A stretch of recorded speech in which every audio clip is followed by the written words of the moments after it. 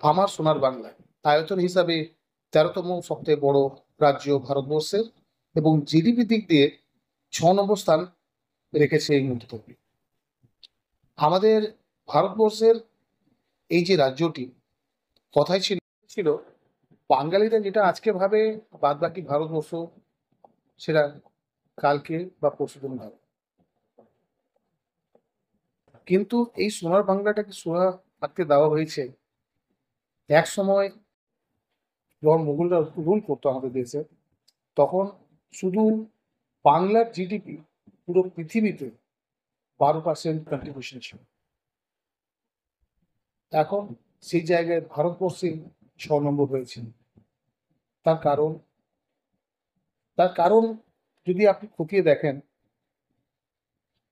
তো অফকোর্স শুধু আমরা পলিটিক্যাল সাইডকে ব্লেম করলে হবে না, আমরা নিজেদেরকেও দায়ী করতে হবে এই জন্য।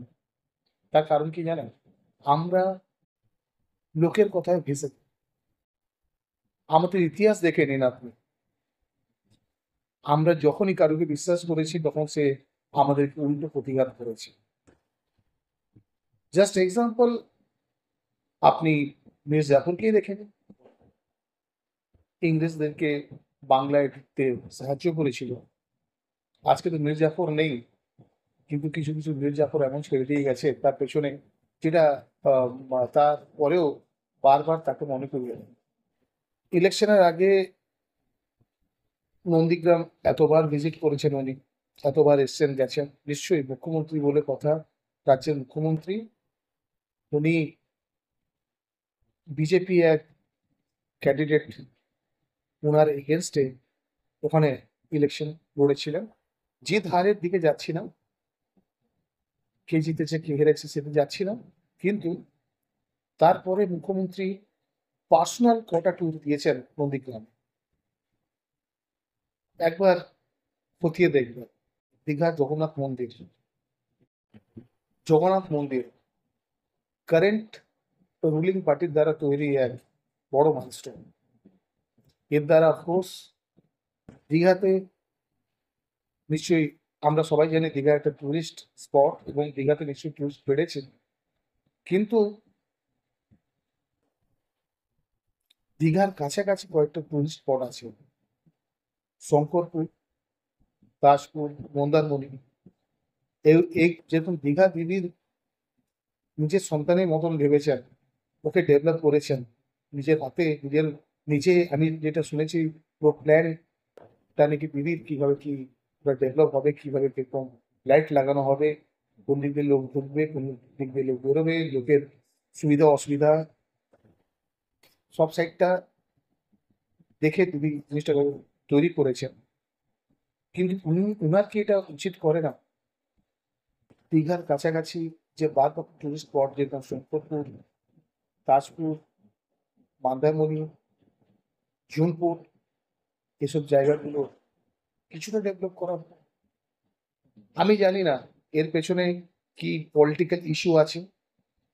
দেখুন, আমার জানারও দরকার নেই, আমি এক সাধারণ নাগরিক, 5 বছরে একবার যাই ভোট দিতে। আমি আমার ইচ্ছার মতো যাকে পছন্দ হয়, যার প্রতি আমার আস্থা আছে যে সে আমাদের রাজ্যের জন্য, আমাদের দেশের জন্য কিছু করবে, আমি তাকে দিই। আমি যদি আমার পার্সোনাল ব্যাপারটা বলি, আমি তাকে দিই। আমি এখানে পার্টিকুলার কোনো গভর্নমেন্টকে ব্লেম করার জন্য বসিনি, বা পার্টিকুলার কোনো আহ, দলের জন্য প্রমোট করতে বসিনি। আমি বসেছি আপনাদের কাছে আমি আমার বক্তব্যটা যেন রাখতে পারি। করে কোনো পার্টি, কোনো দলের প্রলোভনে আসুন, আপনি আপনার মাথা লাগান, মাথা লাগিয়ে ভাবুন, ভেবে চিনতে ভোট দিন এমন একজনকে যে আমাদের দেশের জন্য, আমাদের রাজ্যের জন্য, আমাদের পরিবারের জন্য কিছু করবে। যে অসংখ্য টুরিস্ট স্পট, কিন্তু তার মধ্যে হাতে গুনতি কয়েকটি জায়গায় শুধু ডেভেলপ হয়েছে, যার মধ্যে দার্জিলিং দীঘা লোক এই দুটোই বুঝে। কলকাতাতে 100-র মধ্যে 99 ভাগ লোক দার্জিলিং আর দীঘা ঘুরেছে। আচ্ছা, পশ্চিমবঙ্গে কি আর কোনো জায়গা নেই ঘুরতে যাওয়ার? নিশ্চয়ই আছে। কিন্তু গভর্নমেন্ট এমন ভাবে এটাকে প্রমোট করেছে এই দুটো জায়গাকে, যে আমরা বাঙালিরা ঘুরতে ওই 2 দিন 4 দিনের একটা ট্যুর চিন্তা ভাবনা করি, তার 2 দিনের জন্য দীঘা আর 4 দিনের জন্য দার্জিলিং। এর বাইরে আমরা কিছু ভাবি না। কোনো দলে তাদের রাজ্যের মানুষের প্রতি এতটা ভালোবাসা নেই যে তারা নিজের কাজকর্ম ছেড়ে রাস্তায় দাঁড়াবে এবং পুলিশের মান খাবে। বস, এইসব গল্পবাজি আর এইসব নাটকবাজি আমরা খুব ভালোভাবে বুঝি। সবাই ক্ষমতার পিপাসু, ক্ষমতা চাই। আরে ক্ষমতা এলে টাকাও আসবে, খুব স্বাভাবিক জিনিস। আমি তো বুঝতে পারছি, আমি আমার পার্সোনাল ব্যাপারটা করছি, আমি বুঝতে পারছি কি চলছে না চলছে। কিন্তু আপনারা কি বুঝতে পারছেন? কতটা বুঝতে পারছেন ওটা আমার জানা নেই। কিন্তু যদি বুঝতে পারছেন, তাহলে তার এগেনস্টে আপনারা প্রোটেস্ট কেন করছেন না? আপনাদের দরকার আপনাদের প্রোটেস্ট, এটা আপনাদের অধিকার। আমরা একটা ইন্ডিপেন্ডেন্ট কান্ট্রিতে থাকি। এই ভারত, এই আমাদের দেশকে স্বাধীন করানোর জন্য কত যে বলিদান গেছে। একটা দেশকে স্বাধীন করানোর জন্য এটাকে দুটো ভাগে ভাগ করে নিতে হয়েছে। ভাই, ভাগ হলে হবে, কিন্তু আমরা স্বাধীন স্বাধীন থাকবো। গঙ্গার নিচ দিয়ে মেট্রো ট্রেন, এটা আমরা পেরেছি, এটা করব। কিন্তু এর সঙ্গে সঙ্গে আর্জি করা আছে। আমার প্রশ্ন শুধু আপনাদের কাছে একটাই, যে আমাদের রাজ্যে যে নারীরা, যে মেয়েরা বসবাস করে, তারা কতটা সিকিউর? এই 2-4 দিনের প্রোটেস্টে কিছু হয় না ভাই। 2-4 দিনের প্রোটেস্ট ছেলে খেলা হয়ে গেছে। আমরা 100 বছর, 1947-এ আমাদের স্বাধীনতা, কিন্তু তার প্রায় 100 বছর আগে থেকে আমরা চেষ্টা করে গেছি। মানে 1857 সাল থেকে, যেটাকে আমরা প্রথম স্বাধীনতা সংগ্রাম বলে, যেটাকে আমরা সিপাহী বিদ্রোহ বলে বলি।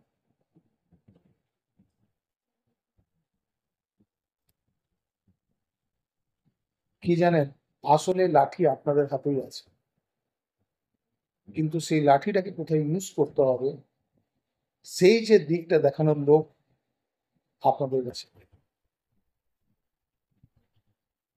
আর যারা চাইছে দেখাতে, তাদেরকে দাগিয়ে দেওয়া হচ্ছে বিভিন্ন দিক।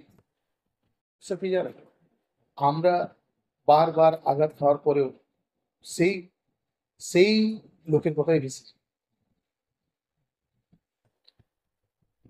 যেই বাংলায় স্বামী বিবেকানন্দ, নেতাজি সুভাষচন্দ্র বোস, রবীন্দ্রনাথ ট্যাগোর, ইনাদের মতো, ক্ষুদিরাম বোস, ইনাদের মতো লিজেন্ডারি জন্মগ্রহণ করেছেন, এবং ভারতবর্ষের স্বাধীনতার দিক দিয়ে যার উল্লেখযোগ্য অবদান আছে, যে রাজ্যের উল্লেখযোগ্য অবদান আছে, আজকে কিন্তু আমরা 200-500 টাকা, 1000 টাকা, আবার রিসেন্টলি 1500 টাকা, এর জন্যই বেশি। এরা বলুন, আজকে ডেটে 1000 টাকা কি হয়?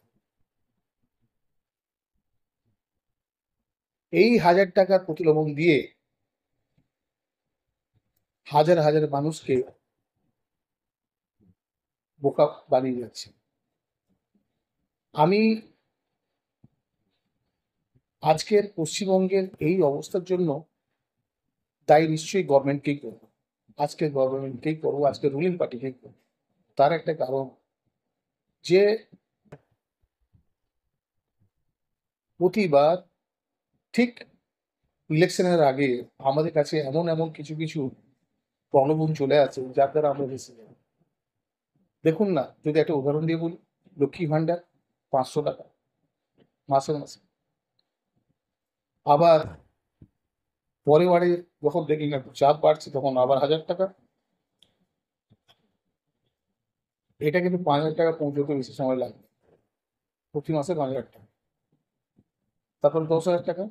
ঘরে মেয়েরা নিশ্চয়ই ইনকাম করবে, বা ইনকাম দেখুন, একটা কথা বলি, ইনকামটা কষ্ট করেই করা হয়।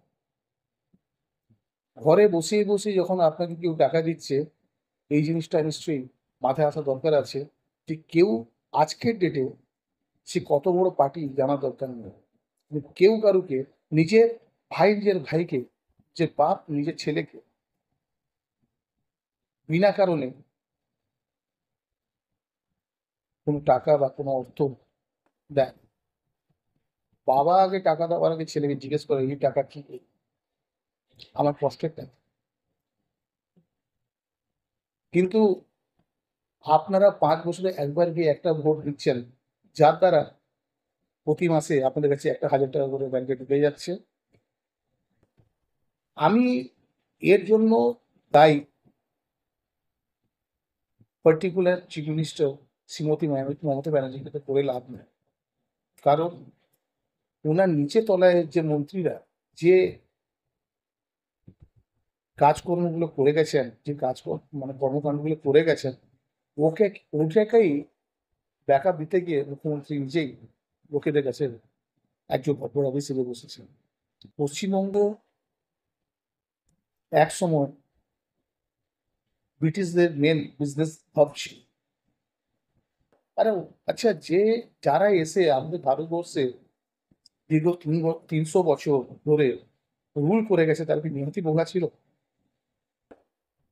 আমাদের রাজ্যে কি নেই? সমুদ্র আছে, পাহাড় আছে, বরফ আছে, জঙ্গল আছে, কিন্তু ট্যুরিজম সাইট আনডেভেলপ, এখন ডেভেলপ হয়নি। আরে কাজ করে আপনি ভোট কালেকশন করুন, প্রলোভন দেখিয়ে নয়। আপনি এই জন্য আমরা এই জন্য বোকা হচ্ছি, তার কারণ কি জানেন? তার কারণ হচ্ছে আমাদের শিক্ষাগত যোগ্যতা পেটে খুব স্বল্প। বুদ্ধি আমরা বুঝতে পারছি, কিন্তু প্রলোভনটা এমন জায়গায় পৌঁছেছে, হবে না কেন বলুন? আমরা তো অভাবী মানুষ। যদি আমাদের রাজ্যে একটা ভালো কোনো বড় কোম্পানি থাকতো, কোনো ম্যানুফ্যাকচারিং কোম্পানি থাকতো, বা কোনো প্লান্ট থাকতো, তাহলে, বা কাজকর্ম করার জন্য লোক যাতে কাজকর্ম পায়, তার জন্য কোনো সুব্যবস্থা থাকবে, তাহলে আমরা এনাদের এই প্রলোভনে পড়তাম না। আর এনারা জেনে শুনে করছেন না, তার একটা কারণ। যখনই ওনারা ইন্ডাস্ট্রি বাড়াবেন, যখনই ইন্ডাস্ট্রি বাড়াবেন, তখনই কিন্তু লোকরা কাজকর্ম পাবে।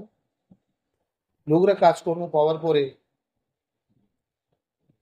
যে যার চালাক চতুর হবে। চালাক চতুর হওয়ার পরে তো বুঝতেই পারছেন, লোক ভুলভাল বুঝাতে গেলেও লোকরা বুঝে যায়। কেউ যদি ভুলভাল বুঝায় তাহলে লোক বুঝে যায়। আর লোক যাতে ঠিকটা না বুঝো, যার জন্য ইন্ডাস্ট্রি না আনার কোনো পরিকল্পনাই নেই। সেই 1991-92 সাল থেকে আরম্ভ করে আজ পর্যন্ত যখনই কোনো বড় ইন্ডাস্ট্রি ঢোকার চেষ্টা করেছে, তখনই কেউ না কেউ একটা বাধা দিয়েছে। কে বাধা দিয়েছে আমার বলার দরকার নেই, আপনারা খুব ভালোই বুঝেছেন। ভারতবর্ষের ইতিহাস আপনি তুলে দেখে নিন, স্বাধীনতার ইতিহাস তুলে দেখে নিন, যে কটা বড় বড় আন্দোলন হয়েছে, সব কটা ম্যাক্সিমাম এই বাংলা থেকেই হয়েছে। কলকাতা কালচারাল সিটি, কালচার আলাদা, মানুষ আলাদা। কালচার বলে আর কোনো ব্যাপার নেই। এখন দুটো জিনিস চাই আমাদের বাঙালি মানুষ, একটা মদ আর একটা মানুষ। এ দুটো যেখানে ব্যবস্থা হয়ে গেছে, সেখানে কোন দল এলো কোন দল গেল আমাদের জানা দরকার নেই। সারাদিন খাটাখাটি করবো মজুরের মতো, সন্ধ্যা ঠিক সূর্য অস্ত হবে, বাংলা ভাটি বা ইংরেজি ভাটিতে গেলাম, একটু এক বোতল খেলাম, সঙ্গে একটু মাংস, খাওয়া দাওয়ার পরে পরে ঘরে এলাম, ঘরের বউ বাচ্চাকে একটু অত্যাচার করলাম, দিয়ে শুয়ে পড়লাম, পরদিন সকালে আবার গামছা মাথায় দিয়ে কাঁধে দিয়ে চললাম মাটিটা। এটা হচ্ছে আমাদের প্রতিদিনের ডিউটি, মানে পশ্চিমবঙ্গের প্রতিদিনের ডিউটি, পশ্চিমবঙ্গের মানুষের প্রতিদিনের ডিউটি হয়ে গেছে। কাছাকাছি স্টেট যারা বাইরে, যে বন্ধুরা বাইরে থাকে, পশ্চিমবঙ্গ ছেড়ে বাইরে গেছে নিজেদের ইনকাম সোর্স বাড়ানোর জন্য বা কর্ম ইনকাম খোঁজার জন্য, কাজকর্ম খোঁজার জন্য, আপনারাও তো দাদা বাইরে আছেন, বাইরের স্টেট দেখছেন, মুম্বাই, দিল্লি, চেন্নাই, ব্যাঙ্গালুরু, পুনে, হায়দ্রাবাদ, কত ডেভেলপ। কিন্তু যখন কলকাতা ডেভেলপ ছিল, তখন কিন্তু এরা কেউ ধারে কাছেও ছিল না। আজকের কলকাতা পিছিয়ে পড়েছে, মানে আমরা বাঙালিরা পিছিয়ে পড়ে, কলকাতা পিছিয়ে মানে আমরা বাঙালিরা পিছিয়ে পড়ে। আমাদের তো ক্যাপিটাল, আমাদের মাথা কলকাতা, আমরা আমাদের বাংলা পিছিয়ে পড়েছি। আর তারা তাদের মতন শ্রম দিয়ে, নিজের বুদ্ধি লাগিয়ে, যে যার নিজে নিজে নিজেরাও ডেভেলপ হচ্ছে, নিজের রাজ্যকে, নিজের বাড়িকে, নিজের রাজ্যকে তারা ডেভেলপ করছে। যখনই আমাদের চিফ মিনিস্টার কিছু একটা প্রমিস করেছেন, ভেবে চলুন তার পেছনে নিশ্চয়ই একটা কিছু উদ্দেশ্য আছে। উদ্দেশ্য ছাড়া আমাদের কে কোনোদিনও তোয়াক্কাও করে না বা কোনো বোঝাটাও দেয় না এই যে পার্টির লোক। দিদি, মমতা দিদি ক্যারেক্টার আমরা সবাই জানি। উনি হচ্ছেন নিজের যুদ্ধ করে উঠে আসা একজন মানুষ, কিন্তু পরে উনি যখন নিজের মন্ত্রিমণ্ডল গঠন করলেন, ওনার মন্ত্রিমণ্ডলে যখনই উনি বুঝেছিলেন যে কারাপশন চলছে, তখনই উনি কেন স্টেপ নিলেন না? উনি যদি তখন স্টেপ নিতেন, আজকে এই এই যে আপনার গরু পাচার, কোল পাচার, কয়লা পাচার, বিভিন্ন রকমের যে ব্যাপারগুলো চলছে, ওগুলোকে ঢাকা দিত। ফিল্ম স্টার দেব একজন, ওনার বিভিন্ন রকম ইন্টারভিউ আমি শুনেছি, তো শুনে প্রথম বুঝেছি যে একজন অমায়িক মানুষ, ঘাটাল মাস্টার প্ল্যান, তাজপুর বন্ধ, দিদি আর কি কি আমাদেরকে প্রমিস করবেন, আর কতদিন প্রমিস হবে। এই যে আজকে আমি ভিডিওটা বানাচ্ছি, এটা আপনাদের কতটা উপকারে লাগবে ওটা তো আমি জানি না, কিন্তু আপনাদের অপকারও করবে। শুধু কথা একটাই, নিজের মাথা লাগান, ঠাকুর একটা ব্রেন দিয়েছে আমাদের। হ্যাঁ, ওটা আমরা বুঝি যে ইদানিং সাংসারিক চাপে আমরা সেই ব্রেনটাকে দেশের উপকারে কিভাবে লাগবে সেটুকু ভাবার মতনও সময় নেই আমাদের কাছে। সত্যি আমাদের কাছে কর্মব্যস্ততা এত বেশি, এর দ্বারা ক্ষতি কার হয় জানেন? আমাদের নেক্সট জেনারেশন। আমরা কি দিয়ে যাচ্ছি ওদেরকে, কি দিচ্ছি, ওরা কি পাচ্ছে? পশ্চিমবঙ্গের শিক্ষা দীক্ষার অবস্থা আপনারা সবাই জানেন। এমন এমন জায়গায় পোস্টিং হয়েছিল টিচারদের, যারা আমাদের জাতীয় সঙ্গীত ঠিক মতন গাইতে পারত। ভাবুন, ওরা আমাদের সন্তানদেরকে শিক্ষা দেবে তাদের ভবিষ্যতের জন্য। এই তো আমাদের অবস্থা, এই হচ্ছে আমাদের অবস্থা। কিন্তু যেটা হয়ে গেছে হয়ে গেছে, সেটাকে রিপিট করে লাভ নেই। না আপনি পরিবর্তন করতে পারবেন, না আমি পরিবর্তন করতে পারবেন। কিন্তু পরিবর্তন করতে পারবে আমাদের আগামী দিনের চিন্তা। আমরা কি চিন্তা করছি, আমরা কি চিন্তা ভাবনা করছি আমাদের নেক্সট জেনারেশনের জন্য। বিশ্বাস কর, প্রত্যেকে যদি নিজের নেক্সট জেনারেশনের জন্য কিছুটা ভালো চিন্তা ভাবনা করে, প্রত্যেকে করতে করতে একটা বড় টিম তৈরি করতে পারে। আজ এই যে টিমটা হবে, এই টিমই রাজ্যের ভাগ্য নির্ধারণ। আমরা কোন পথে যাচ্ছি।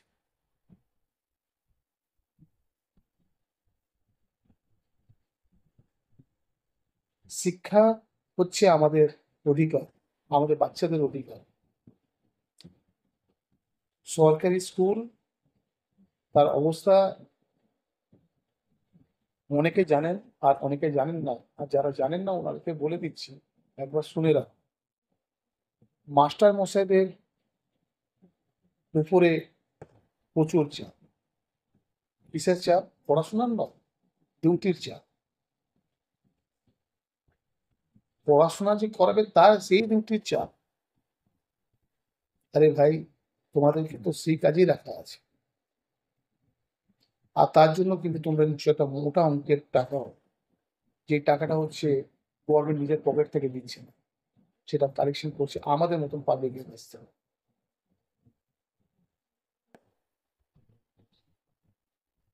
যদি এই অবস্থায় থেকে যাবে পড়াশোনা, আরে সরকারি ছুটি শেষই হচ্ছে না, বাচ্চারা ঘরে মাসের পর মাস বসেই আছে। কিনা স্কুল ছুটি, কিসের জন্য ছুটি?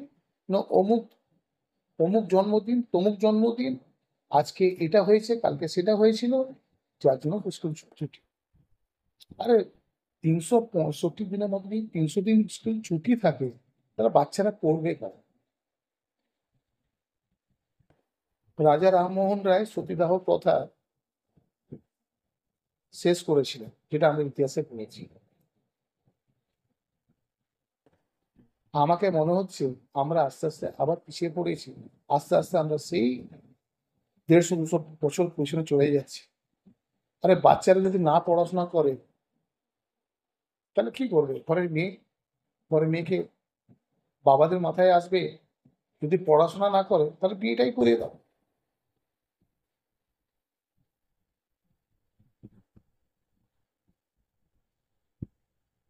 এইভাবেই জেনারেশন আস্তে আস্তে আস্তে আস্তে নষ্ট হয়ে যাচ্ছে। আর আমরা বুঝতেও পারছি না। আমরা ভাবছি আজকে 500 টাকা, 1000 টাকা বা 1500 টাকা গভর্নমেন্টের কাছ থেকে মাসে করে আমাদের অ্যাকাউন্টে চলে আসছে, তার দ্বারাই জীবন কেটে যায়। না ভাই, তার দ্বারা জীবন কাটবে না। জীবন কাটবে যদি আমরা কিছু কর্ম পাই, কোনো ইন্ডাস্ট্রি পাই, যেখানে আমরা কাজকর্ম করে 2 টাকা বেশি ইনকাম করতে পারবো এবং নিজের পরিবারকে ঠিকঠাক অপারেট করতে পারবো। আমাদের রাজ্যে অবস্থা, দুবেলা খাওয়া দাওয়া পেয়ে গেছো তাহলেই খুশি থাকো। মানুষের জীবনে আর কিছু নেই। দুবেলা খাও দাও, কাজকর্ম করো। আমাদের, আপনারা একবার মিলিয়ে দেখবেন, অ্যাভারেজ মান্থলি ইনকাম আমাদের বাঙালি,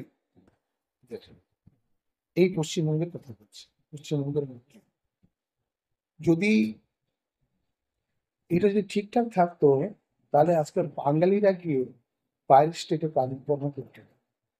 অথচ বাইরের স্টেটের লোকরা এসে এখানে ভালো ইনকাম পাবি করে চলে যাচ্ছে ভাই। কলকাতা মানুষ যারা আমার ভিডিও দেখছেন, ওনারা খুব ভালোই বুঝতে পারবেন আমি কাদের কথা বলছি। আমি পার্টিকুলার কারোর নাম নেব না। কিন্তু এই জায়গাটাতে আপনারাও থাকতে পারতেন। কেন থাকতে পারেননি জানেন? তার কারণ একটাই, আপনাদের আগে বা আপনাদের যিনারা প্যারেন্টস ছিলেন, ওনারা সেই সময় ইনিশিয়েট নেননি ব্যাপার। হ্যাঁ, চলছে তো চলছে, হচ্ছে তো হচ্ছে, যার জন্যই ওনাদের ওনারা ভাবেননি আমাদের কথা, আমরাও ভাববো না আমাদের নেক্সট জেনারেশনের কথা। তো আপনাদের সবাইকে আমার হাত জুড়ে অনুরোধ, নিজের কথা ভাবুন নিশ্চয়ই, সঙ্গে দেশের কথাও ভাবুন। গভর্নমেন্ট যেই হোক না কেন, কিন্তু আগে প্রতিশ্রুতি নিই আমরা যে ওরা আমাদের জন্য কি করবে, আমাদের পরিবারের জন্য কি করবে, এই দেশের জন্য কি করবে। আর যেটা বলবে সেটা যেন হয়, নাহলে 10 বছর ধরে তাজপুর বন্দর হচ্ছে আর 25 বছর ধরে ঘাটাল মাস্টার প্ল্যান হচ্ছে, ও আমরা সব জানি। তো বন্ধুরা, যদি অনেক বেশি কিছু বলে থাকি আমার ক্ষমা করবেন। আমি আমার ইন্টেনশন কারকে কষ্ট দেওয়া নয়, আপনাদের চোখ খোলা। কতটা পেরেছি আমি জানি না, কিন্তু আপনার ভেবে দেখুন, আজকর আমাদের চোখ যদি না খুলতে পারে, তাহলে আমি বলবো আগামী দিনে আমাদের চোখে আর কেউ খুলতে পারবে না।